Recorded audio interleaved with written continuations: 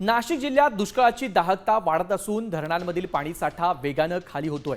शहराची तहान भागवणाऱ्या गंगापूर धरणात आता केवळ 52% इतकाच पाणीसाठा शिल्लक आहे। जिल्ह्यातील इतर प्रकल्पांमध्ये देखील पाण्याची पातळी 41% आली आहे। उन्हाचा तडाखा आणि बाष्पीभवन यामुळे अनेक गावांसाठी आता टँकरच्या फेऱ्या देखील सुरू झाल्यात। दरम्यान नाशिकमधून याच परिस्थितीचा आढावा घेतलाय आमचे प्रतिनिधी अभिजित सोनवणे यांनी। पाहूयात।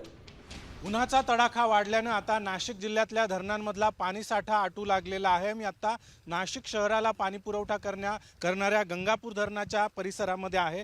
या ठिकाणची देखील आपण आत्ताची दृश्य पाहिली तर गंगापूर धरणात देखील अवघा 52% इतकाच पाणीसाठा आता शिल्लक राहिलेला आहे। तर जिल्ह्यातल्या 26 लहान मोठ्या धरण प्रकल्पाचा जर आपण विचार केला तर सध्या केवळ 41%च पाणीसाठा या धरणांमध्ये शिल्लक राहिलेला आहे आणि यापैकी जवळपास 29,385 दशलक्ष घनफूट इतकाच उपयुक्त जलसाठा सध्या शिल्लक आहे। मागच्या वर्षाच्या तुलनेत हा पाणीसाठा काहीसा जास्त असला तरी देखील मागच्या 10 दिवसातच या पाणीसाठ्यामध्ये 3.42% घट झाल्याची नोंद देखील करण्यात आलेली आहे।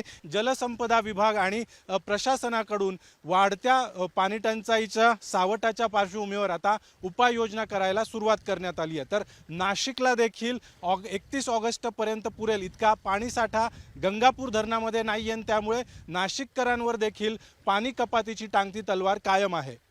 कॅमेरामन प्रवीण काळबांडेसह अभिजित सोनवणे, साम टीव्ही, नाशिक।